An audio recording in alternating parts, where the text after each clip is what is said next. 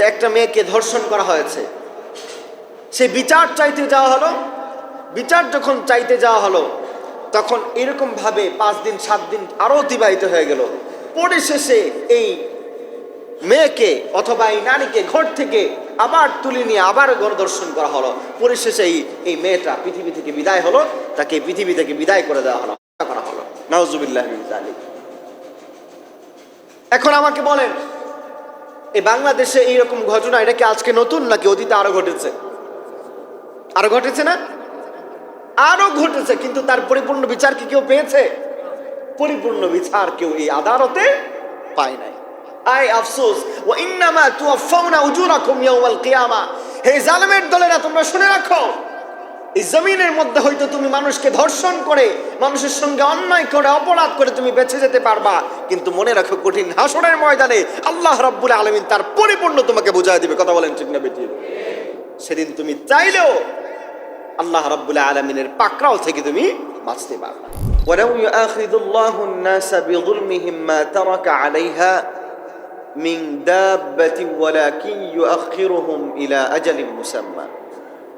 অর্থাৎ আল্লাহ রাব্বুল আলামিন এই জমিনের মধ্যে, এই ভূপৃষ্ঠের মধ্যে যত মানুষ আছে, মানুষগুলো যে জুলুম, অন্যায়, অবিচার, অপরাধগুলো করতে থাকে, এইগুলোর শাস্তি যদি আল্লাহ রাব্বুল আলামিন মানুষকে দিতেন সঙ্গে সঙ্গে, তাহলে এই ভূপৃষ্ঠের মধ্যে কোনো মানুষ, কোনো প্রাণী, এই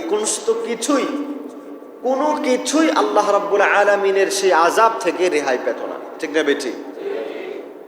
কিন্তু আল্লাহ পাক রব্বুল আলামিন কোনো মানুষ অন্যায় করলে, অপরাধ করলে সঙ্গে সঙ্গে তাকে ধরে ফেলে না, সঙ্গে সঙ্গে আল্লাহ রব্বুল আলামিন তাকে শাস্তি দেয় না, তাকে অবকাশ দেওয়া হয়।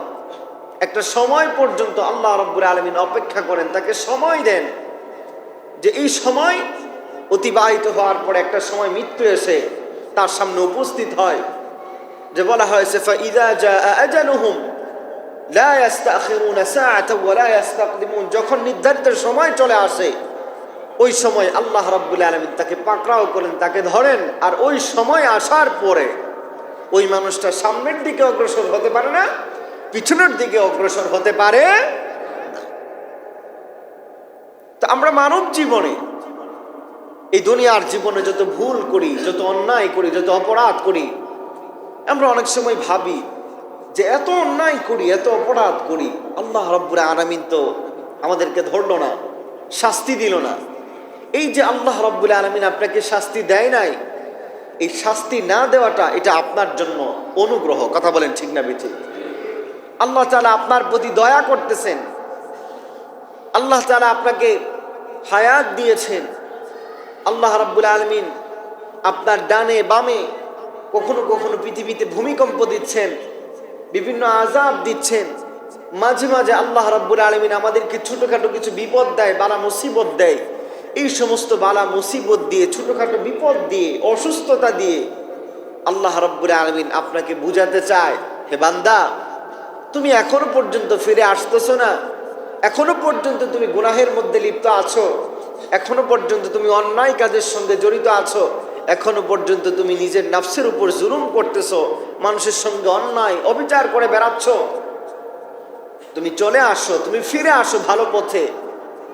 আমি আল্লাহ রাব্বুল আলামিন তোমার জন্য অপেক্ষা করছি, তুমি আমার কাছে ক্ষমা চাইবা, আমি আল্লাহ রাব্বুল আলামিন তোমাকে ক্ষমা করে দেব। বলেন না সুবহানাল্লাহ। এই রমাদান আল কারীমের রহমতের 10 দিন সমাপ্ত হতে যাচ্ছে, এরপরে আসবে মাগফিরাত। ঠিক না বেঠিক? এই মাগফিরাতের দিনগুলোতে যদি আল্লাহর কোনো বান্দা বান্দি মাগফিরাতের দিনগুলোতে আল্লাহ রাব্বুল ইজ্জাত ওয়াল জালালের কাছ থেকে ক্ষমা না নিতে পারে, মাফ না নিতে পারে, আল্লাহর জমিনের মধ্যে ওই মানুষটার মতো হতভাগা আর একটাও নাই। কথা বলেন ঠিক না বেঠিক? রহমতের 10 দিন অতিবাহিত হয়ে গেছে, মাগফিরাত শুরু হতে লাগলো। এই মাগফিরাত, এটা যে আল্লাহ রাব্বুল ইজ্জাত ওয়াল জালালের পক্ষ থেকে কত বড় নিয়ামত, কত বড় নিয়ামত, কুরআনুল কারীমে আল্লাহ রাব্বুল ইজ্জাত ওয়াল জালাল জানায় দিলেন, ফামান যুহজিহা আনিন النار وأدخل الجنة فقد فاز। ওই দিন আল্লাহ রাব্বুল আলামিন যে মানুষকে ফামান যুহজিহা আনিন নার জাহান্নাম থেকে দূরে রাখবে, ওয়া উদখিলাল জান্নাহ জান্নাতের মধ্যে প্রবেশ করাবে, ওই ব্যক্তিরাই হবে সফল। বলেন না সুবহানাল্লাহ। তা আল্লাহ রাব্বুল আলামিন কোন মানুষকে জাহান্নাম থেকে দূরে রাখবেন? যেই মানুষটাকে আল্লাহ রাব্বুল আলামিন মাগফিরাত দিবে না ওই মানুষটাকে, নাকি যেই মানুষটাকে আল্লাহ রাব্বুল আলামিন মাগফিরাত দিবেন, ক্ষমা করবেন ওই মানুষটাকে? যেই মানুষটাকে আল্লাহ রাব্বুল আলামিন মাগফিরাতের চাদর দিয়ে ঢেকে নেবেন আল্লাহ রাব্বুল আলামিন ওই মানুষটাকেই ক্ষমা করে জান্নাতে নিয়ে যাবে। কথা বলেন ঠিক না বেঠিক? ওই দিনটা কেমন হবে?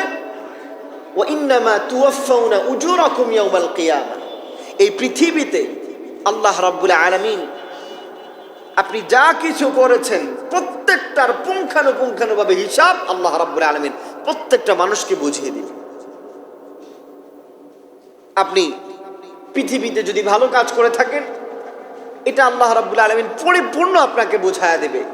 আপনি যদি এই পৃথিবীতে কোনো মানুষের সঙ্গে খারাপ আচরণ করে থাকেন, অথবা আপনি যদি কোনো মানুষের সঙ্গে ভালো কাজ করে থাকেন, যে কোনো ক্ষেত্রে হতে পারে, আল্লাহ রাব্বুল আলামিন সেটা তার প্রতিদান পরিপূর্ণ আপনাকে বুঝায় দিবে।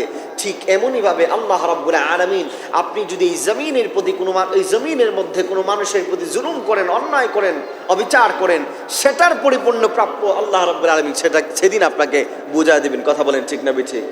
কারণ আমরা দেখেছি এই জমিনের মধ্যে বহু মানুষ জুলুম নির্যাতিত প্রতিনিয়ত হচ্ছে, কিন্তু তার পরিপূর্ণ বিচার, তার পরিপূর্ণ আদালতে এই জমিনের মধ্যে, এই আদালতের মধ্যে তার পরিপূর্ণ বিচার সে পাচ্ছে না। গতকালকের নিউজ দেখলাম, গতকালকের নিউজ বাংলাদেশের কোনো এক জায়গায়, এনটিভির নিউজ খুব সম্ভবত, যে একটা মেয়েকে ধর্ষণ করা হয়েছে। সে বিচার চাইতে যাওয়া হলো, বিচার যখন চাইতে যাওয়া হলো তখন এরকম ভাবে 5 দিন 7 দিন আরো অতিবাহিত হয়ে গেল। পরিশেষে এই মেয়েকে অথবা এই নারীকে ঘর থেকে আবার তুলে নিয়ে আবার গণধর্ষণ করা হলো। পরিশেষে এই মেয়েটা পৃথিবী থেকে বিদায় হলো, তাকে পৃথিবী থেকে বিদায় করে দেওয়া হলো, করা হলো। নাউজুবিল্লাহ মিন যালিক। এখন আমাকে বলেন, এই বাংলাদেশে এইরকম ঘটনা এটা কি আজকে নতুন, নাকি অতীতে আরো ঘটেছে? আরো ঘটেছে না? আরো ঘটেছে, কিন্তু তার পরিপূর্ণ বিচার কি কেউ পেয়েছে? পরিপূর্ণ বিচার কেউ এই আদালতে পায় নাই।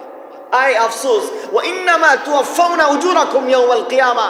হে জালেমের দলেরা, তোমরা শুনে রাখো, এই জমিনের মধ্যে হয়তো তুমি মানুষকে ধর্ষণ করে, মানুষের সঙ্গে অন্যায় করে, অপরাধ করে তুমি বেঁচে যেতে পারবা, কিন্তু মনে রাখো কঠিন হাসরের ময়দানে আল্লাহ রাব্বুল আলামিন তার পরিপূর্ণ তোমাকে বুঝায় দিবে। কথা বলেন ঠিক না বেঠিক?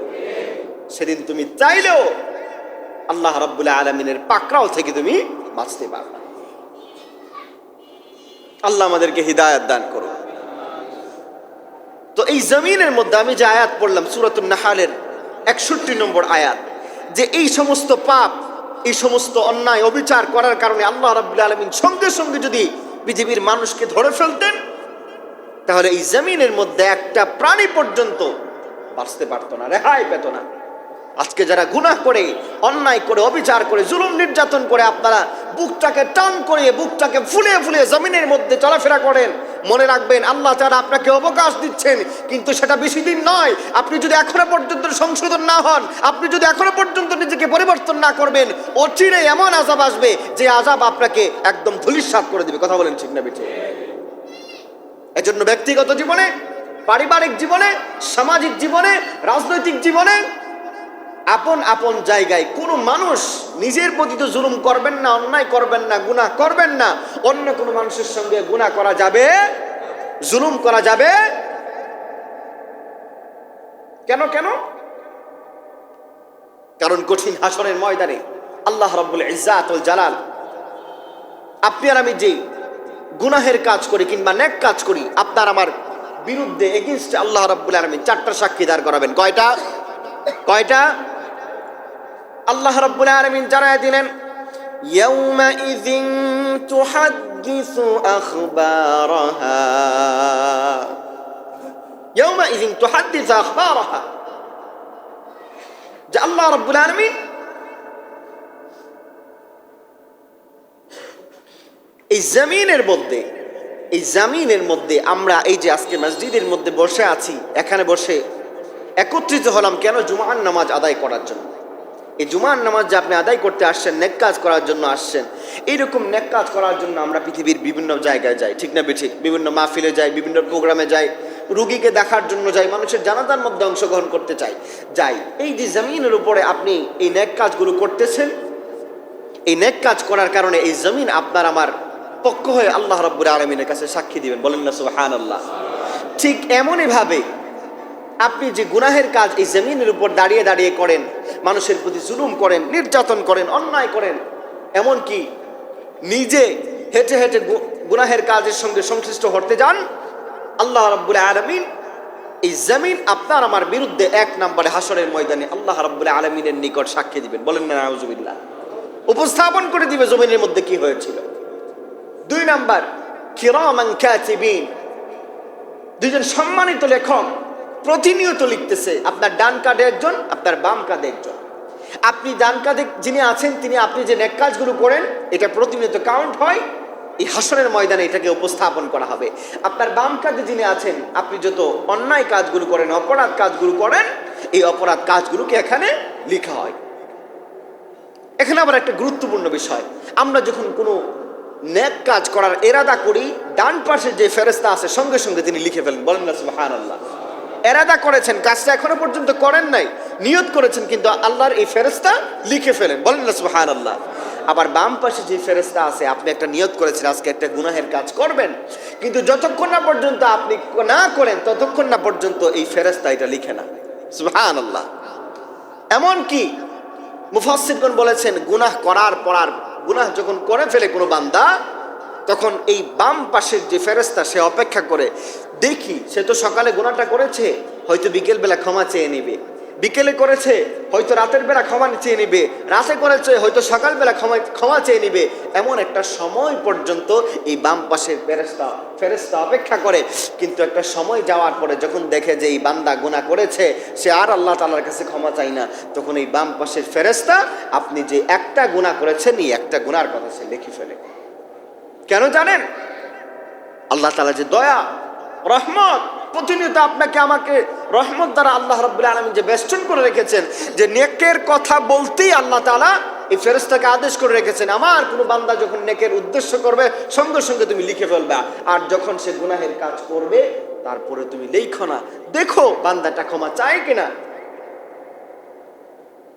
2 নাম্বার। 3 নাম্বারে আল্লাহ রাব্বুল আলামিনের কাছে একটা কিতাব, একটা নোট বই উপস্থাপন করা হবে। আমাদের ব্যক্তিগত জীবনে কিছু নোট বই থাকে না, কত কিছু আমরা লিখে রাখি, এমন একটা নোট বই সেদিন উপস্থাপন করা হবে। এই নোট বইটা যখন উপস্থাপন করা হবে, মানুষ তাকায় দেখবে, ওয়াফুদি আল কিতাব ফাতারাল মুজরিমিনা মুশফিকিনা মিম্মা ফি ওয়া ইয়াকুলুনা ইয়া ওয়াইলাতানা মা লিহাযাল কিতাব। এটা কেমন বই? লা ইউগাদিরু সগীরা ওয়ালা কাবীরা, ছোট বড় এমন একটা গুনাহের কথা এখানে বাদ পড়ে নাই। আল্লাহু আকবার। মানুষ সেদিন আশ্চর্য হয়ে যাবে।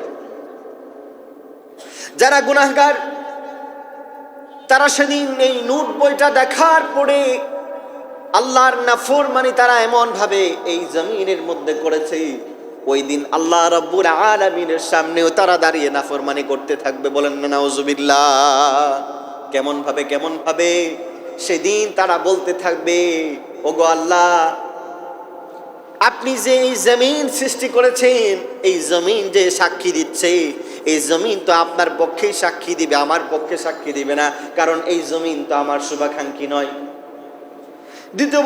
দ্বিতীয়বার বলতে থাকবে, ওগো আল্লাহ, 2 জন ফেরেশতা যা আপনি নিযুক্ত করে দিয়েছিলেন, এই 2 জন ফেরেশতা তারা তো আপনার পক্ষেই সাক্ষী দিবে, আমার পক্ষে সাক্ষী দিবে না, কারণ এই ফেরেশতা তো আমার শুভাকাঙ্ক্ষী নয়। আমি করেছি একটা, তারা লিখেছে আর একটা। 3 নম্বরে যখন এই নোট বইটা দেখানো হবে, এই নোট বইটা হাতে নিয়ে এসে এমনভাবে অস্বীকার করতে থাকবে। মুফাসসিরগণ বলেন এখানে একটি কথা, আল্লাহর কোনো বান্দা বান্দি যদি ওই দিন, আল্লাহর কোনো বান্দা বান্দি যদি ওই দিন আল্লাহ রাব্বুল আলামিনের সামনে দাঁড়িয়ে বলতে পারে, ওগো আল্লাহ, এই জমিন আমার ব্যাপারে যে সাক্ষী দিয়েছে, এই সাক্ষী সত্য আমি গুনাহের কাজ করেছি। ফেরেশতারা আমার বিরুদ্ধে যে সাক্ষী দিয়েছে আমি গুনাহের কাজ করেছি, এই নূর বইয়ের মধ্যে যা কিছু লেখা হয়েছে এই সমস্ত কিছু সত্য লেখা হয়েছে, কোনো মিথ্যা লেখা হয় নাই। আমি সমস্ত পাপের সঙ্গে জড়িত ছিলাম, আমি অন্যায় করেছি, অপরাধ করেছি। ওগো আল্লাহ, আপনি আমাকে ক্ষমা করে দিন। আল্লাহর কোনো বান্দা বান্দি যদি ওই দিনও আল্লাহ রাব্বুল আলামিনের সামনে দাঁড়িয়ে সেই ক্ষমার কথাটা সে বলতে পারে, মুফাসসিরগণ লেখেন আল্লাহ রাব্বুল আলামিন তার ওই মুহূর্তে তার সকল বান্দাদেরকে ক্ষমা করে দিবেন। বলেন না সুবহানাল্লাহ। ওই দিন আল্লাহ তাআলা ক্ষমা করে দিবেন। কিন্তু কিছু নাফরমান যারা দুনিয়াতে আল্লাহর লানত প্রাপ্ত, আখিরাতে লানত প্রাপ্ত, তারা ওই দিনও আল্লাহ তাআলার সামনে দাঁড়িয়ে অস্বীকার করে থাকবে, আল্লাহ আমি তো এগুলা করি নাই। তখন কি হবে? আল্লাহ রাব্বুল আলামিন তাদের মুখের মধ্যে মোহর মেরে দিবেন, তাদের জবান বন্ধ হয়ে যাবে। আল-ইয়াওমা নাখতিমু আলা আফওয়াহিহিম ওয়া তুকাল্লিমুনা আইদিহিম ওয়া তাশহাদু আরজুলুহুম বিমা কানু ইয়াকসিবুন। সেদিন মানুষের জবানগুলো বন্ধ হয়ে যাবে, আর মানুষের ঠোঁট, নাক, চোখ, হাত পা যা কিছু আছে পুরা সারা শরীরের অঙ্গ প্রত্যঙ্গ সেদিন একজন মানুষের বিরুদ্ধে আল্লাহ রাব্বুল আলামিনের কাছে বিচার দায়ের করবেন, সাক্ষী দিবেন। আপনার হাত সেদিন আপনার বিরুদ্ধে সাক্ষী দিবেন। এই হাত দিয়ে কত অন্যায় করেছেন, কত অপরাধ করেছেন, কত মানুষের সামনে জুলুম করেছেন। আপনার জবান বলে দিবেন, এই জবান দিয়ে কত মিথ্যা কথা বলেছেন। আপনার ঠোঁট বলে দিবে, জিহ্বা বলে দিবে। এভাবে করে যত অঙ্গ প্রত্যঙ্গ আছে সমস্ত কিছু আল্লাহ রাব্বুল আলামিনের কাছে বিচার দেয়। সুতরাং এখান থেকে বোঝা গেল আমরা যেইভাবে পাপ করতেছি, এই পাপ থেকে আমরা কখনোই বাঁচতে পারবো না আল্লাহ তাআলা যদি আমাদেরকে ক্ষমা না করেন। কথা বলেন ঠিক না বেঠিক? এবার আমার কথা বুঝে থাকলে এক বাক্যে সবাই জবান খুলে বলুন তো, আমরা যদি আল্লাহর তৈরি জান্নাতের মধ্যে যেতে চাই তাহলে আমাদের ক্ষমার দরকার আছে কি নাই? আমাদের মাগফিরাতের দরকার আছে কি নাই? সামনে আসতেছে 10 দিন মাগফিরাতের। আল্লাহ রাব্বুল আলামিন তার দয়া অনুগ্রহ এই পৃথিবীর মধ্যে, এই জমিনের মধ্যে এমন ভাবে ঢেলে দেবেন, এমন ভাবে ঢেলে দিয়েছেন। শুনুন না আল্লাহ রাব্বুল আলামিন কোরআনুল কারীমের মধ্যে কি বললেন। আল্লাহ তাআলা বলতেছেন, কুল ইয়া ইবাদিয়াল্লাযিনা আসরাফু আলা আনফুসিহিম লা তাকনাতু মির রাহমাতিল্লাহ। হে আমার বান্দারা, তোমরা যারা জীবনে জুলুম করেছো, অন্যায় করেছো, নিজেদের উপর অপরাধের সঙ্গে তোমরা যুক্ত ছিলা, লা তাকনাতু মির রাহমাতিল্লাহ, তোমরা আমার রহমত থেকে বঞ্চিত হয়ে না। ইন্নাল্লাহা ইয়াগফিরুদ দুনুবা জামিআ, নিশ্চয় আল্লাহ রাব্বুল আলামিন তোমাদের সমস্ত ভুলগুলোকে, গুনাহগুলোকে ক্ষমা করে দিবেন। বলেন না সুবহানাল্লাহ। ইন্নাহু হুয়াল গফুরুর রাহিম। আল্লাহ পাক মহান, তিনি দয়াবান, তিনি ক্ষমাশীল। হযরত আবু মুসা আল-আশআরী রাদিয়াল্লাহু তাআলা আনহু হাদিস শরীফের মধ্যে তিনি বলেন, আল্লাহর রাসূল সাল্লাল্লাহু আলাইহি ওয়াসাল্লাম বলেছেন, আবু মুসা আল-আশআরী বর্ণনা করেন যে রাসূলুল্লাহ সাল্লাল্লাহু আলাইহি ওয়াসাল্লাম বলেছেন, আল্লাহ রাব্বুল আলামিন তার রহমতের চাদর কিংবা আল্লাহ রাব্বুল আলামিন তার দয়ার হাত প্রতি রাতে এতটা প্রশস্ত করেন, এতটা প্রশস্ত করেন, এই জন্য প্রশস্ত করেন যে আল্লাহর যে বান্দা বান্দিগুলো দিনের আলোতে দিবসে যতগুলো গুনাহ করেছে, অন্যায়গুলো করেছে, অপরাধ করেছে, তারা যেন রাতের বেলা আল্লাহ রাব্বুল আলামিনের নিকট ক্ষমা চেয়ে নেই। বলেন না সুবহানাল্লাহ। আল্লাহ রাব্বুল আলামিন রাতের বেলা তার রহমতের চাদরকে, তার দয়ার হাতকে আল্লাহ রাব্বুল আলামিন প্রসারিত করেন। দিনের বেলা আল্লাহর যে বান্দা বান্দিগুলো গুনাহের কাজের সঙ্গে জড়িত ছিল, তারা যেন রাতের বেলা আল্লাহ রাব্বুল আলামিনের কাছে ক্ষমা চাইতে বলে। বলেন না সুবহানাল্লাহ। আবার ঠিক এমনভাবে বলা হলো, আল্লাহর যে বান্দা বান্দিগুলো রাতের আধারে গুনাহের কাজের সঙ্গে জড়িত হয়, রাতের বেলা অন্যায় কাজের সঙ্গে জড়িত হয়, আল্লাহ রাব্বুল আলামিন দিনের বেলা তার রহমতের হাতকে, তার দয়ার হাতকে এতটা সম্প্রসারিত করেন যাতে করে রাতের বেলা যে মানুষগুলো গুনাহ করেছে তারা যেন আল্লাহ রাব্বুল আলামিনের এই দয়াতে দিনের বেলা আল্লাহ রাব্বুল আলামিনের কাছে ক্ষমা চাইতে পারে। সুবহানাল্লাহ বলবেন না? রাতের বেলা আল্লাহ রাব্বুল আলামিন তার দয়ার হাতকে সম্প্রসারিত করেন যাতে দিনের বেলা যে মানুষগুলো গুনাহের কাজ করেছে তারা যেন ক্ষমা চাইতে পারে। আবার দিনের বেলা আল্লাহ রাব্বুল আলামিন তার এই দয়ার হাতকে সম্প্রসারিত করেন, যাতে রাতের বেলা যে মানুষগুলো গুনাহের কাজের সঙ্গে জড়িত হয়েছে সেই মানুষগুলো যেন দিনের বেলা আল্লাহ রাব্বুল আলামিনের কাছে ক্ষমা চাইতে পারে। শুধু এইরকম একদিন দুই দিন নয়, কিয়ামত পর্যন্ত হাদিস শরীফের মধ্যে বলা হয়েছে যতদিন পর্যন্ত পশ্চিম দিক থেকে সূর্য উদিত না হবে ততদিন পর্যন্ত আল্লাহ রাব্বুল আলামিন এভাবে তার দয়ার হাতকে সম্প্রসারিত করবেন। বলেন না সুবহানাল্লাহ, সুবহানাল্লাহ, সুবহানাল্লাহ। এত দয়াবান আল্লাহ রাব্বুল আলামিন। আল্লাহর রাসূল সাল্লাল্লাহু আলাইহি ওয়াসাল্লাম তার হাদিস শরীফের মধ্যে একটা ঘটনা উপস্থাপন করলেন। হযরত ওমর ইবনুল খাত্তাব রাদিয়াল্লাহু তাআলা আনহু তিনি হাদিস বর্ণনা করেন যে রাসূলুল্লাহ সাল্লাল্লাহু আলাইহি ওয়াসাল্লামের সামনে কিছু সংখ্যক মানুষকে উপস্থাপন করা হলো, যে মানুষগুলো বন্দী ছিল, মানে কারাগারে ছিল। মুসলমানদের সঙ্গে যখন কোনো ইহুদি কাফেরদের যখন যুদ্ধ হতো, এই কাফেরদের যুদ্ধ হওয়ার পরে তো যুদ্ধে যখন মুসলমানরা বিজয় লাভ করত, বিজয় লাভ করার পরে কিছু মানুষ ধরা পড়তো, কিছু পুরুষ কিছু নারী এরকম ভাবে ধরা পড়তো, কিন্তু তাদের প্রতি কোনো জুলুম করা হতো না। মুসলমানরা কখনো কারো প্রতি জুলুম করতে পারে না। তো রাসূলুল্লাহ সাল্লাল্লাহু আলাইহি ওয়াসাল্লামের কাছে যখন এই কিছু মানুষকে জমায়েত করা হলো, বন্দীদেরকে, তো ওখানে একজন মহিলা ছিল। খেয়াল করে শোনো, যেই মহিলার স্তনের মধ্যে দুধ ছিল, তিনার হয়তো বাচ্চা ছিল, এই জন্য দুধ ছিল। তো এই মহিলা তাদের মধ্য হতে যে ছোট ছোট বাচ্চাকে দেখতে পাচ্ছে, এই বাচ্চাগুলোকে কোলে নিচ্ছে। এই বাচ্চাগুলোকে কোলে নিয়ে প্রত্যেকটা বাচ্চাকে এই মহিলা দুধ পান করাচ্ছে। তো এরকম করে যখন দুধ পান করাচ্ছে, আল্লাহর রাসূল সাল্লাল্লাহু আলাইহি ওয়াসাল্লাম সাহাবীদের সামনে বললেন, আচ্ছা তোমরা বলো তো, এই যে মহিলাটা বাচ্চাদেরকে দুধ পান করাচ্ছে, এই মহিলাটা কি তার নিজের বাচ্চাকে কখনো আগুনের মধ্যে ফেলে দিবে? আপনারা কি মনে করেন ফেলে দিবে? যেই মহিলা অন্যের বাচ্চাকে দুধ পান করাচ্ছে, কতটা মমতাময়ী, কতটা স্নেহ ভালোবাসা দিচ্ছেন, এই মহিলা তার নিজের বাচ্চাকে কি কখনো আগুনের মধ্যে ফেলে দিবে? কখনোই ফেলে দিবে না। সাহাবীদেরকে যখন রাসূলুল্লাহ সাল্লাল্লাহু আলাইহি ওয়াসাল্লাম এভাবে প্রশ্ন করলেন, সাহাবীরা উত্তর দিলেন, ইয়া রাসূলুল্লাহ, কখনো নয়। এমনকি তার যদি সেই ক্ষমতাও থাকে, তারপরে এই মহিলা কখনো তার বাচ্চাকে আগুনের দিকে ফেলে দিবে? রাসূলুল্লাহ সাল্লাল্লাহু আলাইহি ওয়াসাল্লাম বললেন, ওহে আমার সাহাবীরা, শুনো, এই মহিলার অন্তরের মধ্যে বাচ্চার প্রতি যতটুকু স্নেহ, মায়া, মমতা, ভালোবাসা আছে, আল্লাহ রাব্বুল আলামিনের অন্তরের মধ্যে তার বান্দার প্রতি এর চাইতে আরো লক্ষ কোটি গুণে বেশি মায়া, মমতা, ভালোবাসা। বলেন না সুবহানাল্লাহ। এর চাইতে আরো অনেক কোটি গুণে বেশি। যে কেমন কোটি গুণে বেশি? হযরত আবু হুরায়রা রাদিয়াল্লাহু তাআলা আনহু তিনি বলেন, আল্লাহ রাব্বুল আলামিন ভালোবাসাকে, দয়াকে, রহমতকে 100 টুকরা করেছেন, 100 ভাগ করেছেন। এই 100 ভাগ থেকে শুধুমাত্র 1 ভাগ ভালোবাসা আল্লাহ রাব্বুল ইজ্জাত ওয়াল জালাল এই জমিনের মধ্যে মানুষ, জিন, ইনসান যা কিছু আছে, প্রাণীকুল যা কিছু আছে, এই সমস্ত কিছুতে আল্লাহ রাব্বুল আলামিন শুধুমাত্র 1 ভাগ ভালোবাসা দিয়েছেন, আর 99 ভাগ ভালোবাসা আল্লাহ রাব্বুল আলামিন তার কাছেই রেখেছেন। বলেন না সুবহানাল্লাহ। 1 ভাগ ভালোবাসা পেয়ে এই পৃথিবীর মানুষ একে অপরের জন্য জীবন দেওয়ার জন্য প্রস্তুত হয়ে যায়। কথা বলেন ঠিক না বেঠিক?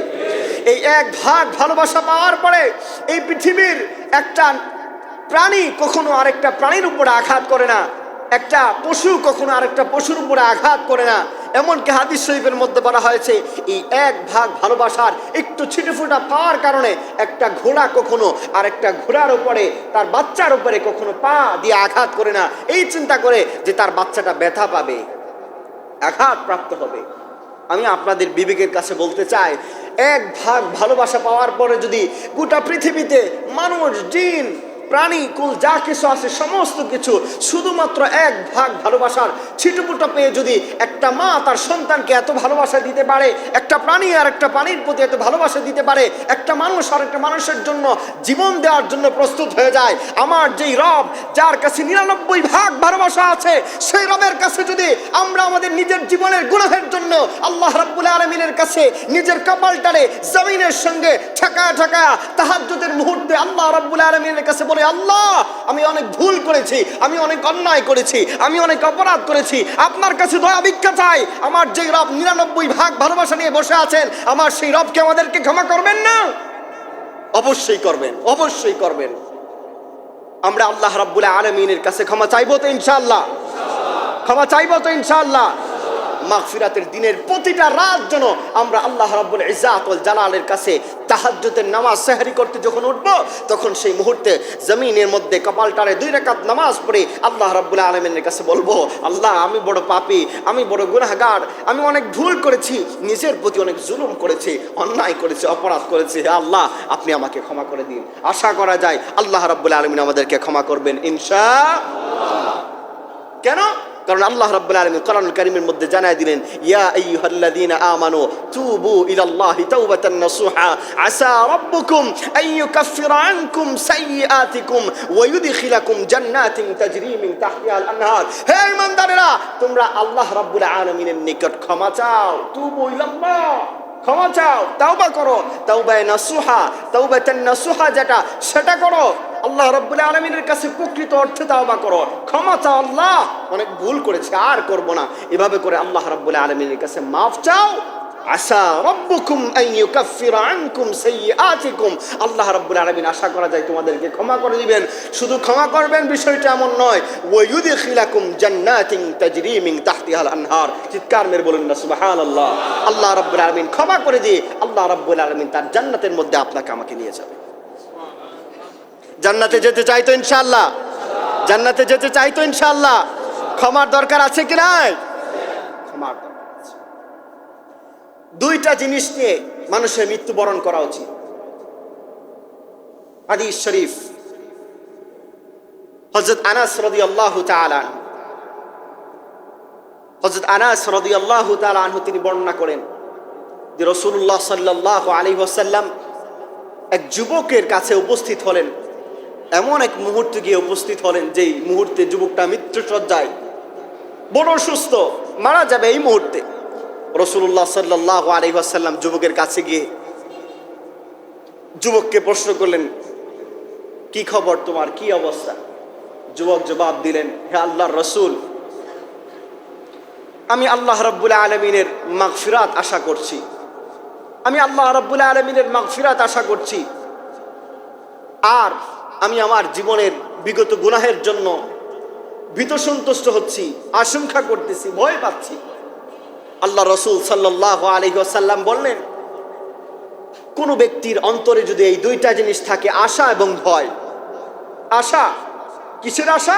আল্লাহ আমাকে ক্ষমা করে দিবেন, আল্লাহ আমাকে জান্নাত দিবেন, এই আশা। আর আমি যে ভুল করেছি সেটার ভয়। এই 2টা জিনিস কোন মানুষের কলবে যদি থাকেন, ওই ব্যক্তি আল্লাহ রাব্বুল আলামিনের কাছে যা চাইবেন, অর্থাৎ সে যে আল্লাহ রাব্বুল আলামিনের কাছে আশা করতেছে আল্লাহ তাআলা তাকে জান্নাত দিবে, এই আশা যে তার মনের মধ্যে রেখেছে, এবং সে যে ভয় পাচ্ছে যে আমি আমার গুনাহের জন্য ক্ষমা চাচ্ছি, ভয় করতেছে আল্লাহ তাআলা কি আমাকে আযাবে দেন কিনা, এই 2টা জিনিস তার অন্তরে থাকার কারণে রাসূলুল্লাহ সাল্লাল্লাহু আলাইহি ওয়াসাল্লাম বলেছেন, সে যা চাইবে আল্লাহ রাব্বুল আলামিন তাকে তাই দিবে। বলেন না সুবহানাল্লাহ। তাই বলতে কি দিবেন? আল্লাহ রাব্বুল আলামিনের কাছে আশা করার কারণে আল্লাহ তাআলা তাকে জান্নাত দিবেন, আর ভয় করার কারণে যেই জিনিস থেকে, অর্থাৎ যেই জিনিস থেকে জাহান্নাম থেকে যে ওই ব্যক্তিটা ভয় পাচ্ছে, আল্লাহ রাব্বুল আলামিন তাকে জাহান্নাম থেকে দূরে রাখবেন। বলেন না সুবহানাল্লাহ। কয়টা জিনিস? আওয়াজ করে বলেন, কয়টা জিনিস? কয়টা জিনিস? আশা এবং রাখবো তো ইনশাআল্লাহ। সর্বশেষ একটা হাদিস বলে আলোচনা ইতি টানছি। কতটা দয়াবান, কত রহমান, কত রাহিম, কত দয়ালু তিনি। হাদিস শরীফের মধ্যে আসছে, রাসূলুল্লাহ সাল্লাল্লাহু আলাইহি ওয়াসাল্লাম বললেন, সর্বশেষ যেই ব্যক্তিটা জান্নাতে যাবে ওই ব্যক্তি সম্পর্কে আমি জানি। রাসূলুল্লাহ সাল্লাল্লাহু আলাইহি ওয়াসাল্লাম বললেন, ওই ব্যক্তিটা, সর্বশেষ যেই ব্যক্তিরা জান্নাতে যাবেন ওই ব্যক্তিটাকে আমি জানি। রাসূলুল্লাহ বলেন, ওই ব্যক্তিটাকে জাহান্নাম থেকে উঠানো হবে।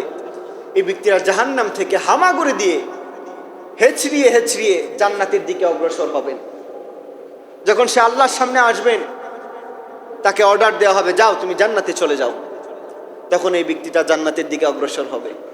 সে যখন জান্নাতে চলে যাবে, জান্নাতে যাওয়ার পরে সে তাকিয়ে দেখবে পৃথিবীর সমস্ত মানুষ সবাই জান্নাতের মধ্যে জায়গা করে নিয়েছে। সে আর তার জন্য কোনো নির্ধারিত কোনো জায়গা সে খুঁজে পাচ্ছে না, দেখতে পাচ্ছে না। দেখতেছে সবাই জান্নাতে চলে গেছে। এখন লোকটা অসহায় হয়ে যাবে। ওই মুহূর্তে সে কি করবে বুঝে পাবে না। আল্লাহ রাব্বুল আলামিন তাকে প্রশ্ন করবেন যে তোমার কি পূর্বের কথা মনে আছে? তোমার কি পূর্বের কথা মনে আছে? তুমি কোথায় ছিলা? এর অর্থ দুইটা, তুমি যে দুনিয়াতে ছিলা সেই দুনিয়ার কথা মনে আছে, অথবা তুমি যে জাহান্নামের মধ্যে ছিলা সেটার কথা কি তোমার মনে আছে? তখন সেই ব্যক্তি জবাব দিবেন, হে আল্লাহ, হ্যাঁ আমার মনে আছে, দুনিয়ার কথাও মনে আছে, জাহান্নামে যে ছিলাম ওই জায়গার কথাও মনে আছে। তো আল্লাহ রাব্বুল আলামিন তাকে আবার আদেশ দিবেন, তুমি আমার কাছে চাও, তোমার কি প্রয়োজন। তো তখন ওই ব্যক্তি তার নিজ চিন্তায়, তার জ্ঞানে যতটুকু ধরবে সে আল্লাহ তাআলার কাছে চাইবে, আল্লাহ আমাকে তাদের মতো একটা জান্নাত দেন, আমাকে এটা দেন, আমাকে একটু থাকার জায়গা দেন, আমার একটু খাবার জিনিস দেন। এটা সেটা আল্লাহ রাব্বুল আলামিনের কাছে চাইতে থাকবে। আল্লাহ রাব্বুল আলামিনের কাছে যা চাইবে আল্লাহ তাআলা তাকে সব দিবেন। তো আল্লাহ তাআলা বললেন যে শোনো, আল্লাহ তাআলা বলবেন তুমি যা চাইবে তোমাকে সমস্ত কিছু দিব এবং সমস্ত কিছু দেওয়া হবে, এবং তুমি যে দুনিয়াতে ছিলে সেই দুনিয়ার সমান 10 দুনিয়ার সমান একটা জান্নাত আমি আল্লাহ রাব্বুল আলামিন তোমাকে দিবেন। বলেন না সুবহানাল্লাহ।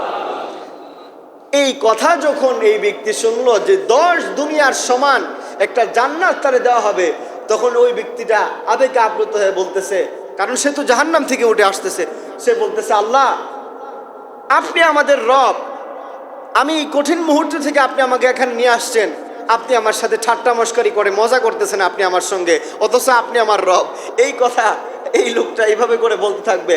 তো যেই হাদিস যেই রাবি বর্ণনা করেন তিনি বলেন রাসূলুল্লাহ সাল্লাল্লাহু আলাইহি ওয়াসাল্লাম যখন এই বাক্যটা বলতেছিলেন এই লোকের সহজ সরল কথা, আল্লাহ আপনি আমার সঙ্গে ঠাট্টা মশকরি করতেছেন অথচ আপনি আমার রব, এই কথাটা যখন রাসূলুল্লাহ সাল্লাল্লাহু আলাইহি ওয়াসাল্লাম বলছিলেন এবং তিনি এত জোরে হাসতেছিলেন যে তিনার চোয়ালের এই জায়গা দিয়ে তিনার দাঁতগুলো দেখা যাচ্ছিল। বলেন না সুবহানাল্লাহ।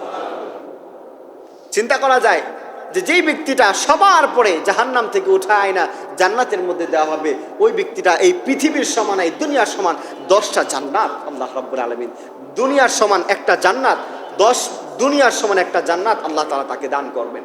কতটা দয়াবান, কতটা দয়াবান। আমরা সেই জান্নাতে যেতে চাই তো ইনশাআল্লাহ? জান্নাতে যেতে চাই তো ইনশাআল্লাহ? প্রতিনিয়ত আল্লাহ তাআলার কাছে ক্ষমা চাইবো। কি চাইবো?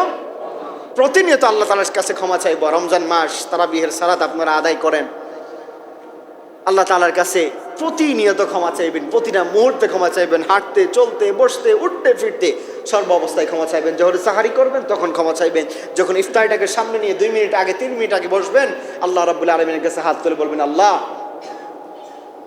আপনার জীবনের যত অভাব আছে অনর্জন আছে সর্বপ্রথম আল্লাহ তাআলার কাছে ক্ষমা চাইবেন নিজের জীবনের জন্য, তারপরে নিজের জীবনের যতগুলো প্রয়োজন আছে সমস্ত প্রয়োজনগুলো আল্লাহ রাব্বুল আলামিনের কাছে বলবেন। আশা করা যায় এই রমজান মাস আপনার আগামীর পথকে সুফল করে দিবেন। বলেন না ইনশাআল্লাহ? আর যারা অবিবাহিত আছেন এই ইফতারের মুহূর্তে, সাহারির মুহূর্তে, তাহাজ্জুদের মুহূর্তে 2 রাকাত নামাজ পড়ে আল্লাহ রাব্বুল আলামিনের কাছে যখনই সময় পান আল্লাহ তাআলার কাছে একনিষ্ঠভাবে দোয়া করবেন, আল্লাহ একটা উত্তম জীবন সঙ্গিনী আপনি আমাকে দান করুন। পারবেন না ইনশাআল্লাহ? এটা চাইতে হবে, এটা আপনার জীবনের একটা পার্ট। হাসির ছলে মজার ছলে নিয়েন না, এটা গুরুত্বপূর্ণ সময়। এই রমজান মাস যদি আল্লাহ তাআলার কাছে দোয়া করে একটা উত্তম জীবন সঙ্গিনী জীবনে নিয়ে নিতে পারেন, আপনার জীবনে আর কোনো কিছু লাগবে না। কথা বলেন ঠিক না বেঠিক? কেন? কারণ জীবন সঙ্গিনী যদি ভালো হয় আপনার দুনিয়াটাই আল্লাহ তাআলা আপনার জন্য জান্নাত করে দিবেন। বলেন না সুবহানাল্লাহ? আর জীবন সঙ্গিনী যদি এমন একজন হয় যে উঠতে বসতে যাই কিছুই করেন সমস্ত কিছুতেই খালি আপনার দোষ। এক লোকে বলতেছিল যে আল্লাহর কাছে সবসময় চাইছিলাম, আল্লাহ একটা নির্দোষ মানুষ আমার জীবনে দিও। এমন এক নির্দোষ মানুষ দিছে যে আমি যা করি তা খালি দোষ, খালি দোষ, খালি দোষ। তা আল্লাহ রাব্বুল আলামিন আমাদের সকলের জীবনে, যারা অবিবাহিত আছি তাদের জীবনে আল্লাহ রাব্বুল আলামিন একজন উত্তম জীবন সঙ্গিনী দান করুন। সকলে বলেন আমিন। আর যারা এইরকম পারিবারিক জীবনে অশান্তি আছেন আল্লাহ রাব্বুল আলামিন সকলকে শান্তিতে রাখার তৌফিক দান করুন। সকলে বলেন আমিন। ওয়া আখির দাওয়ানা আলহামদুলিল্লাহি রাব্বিল আলামিন।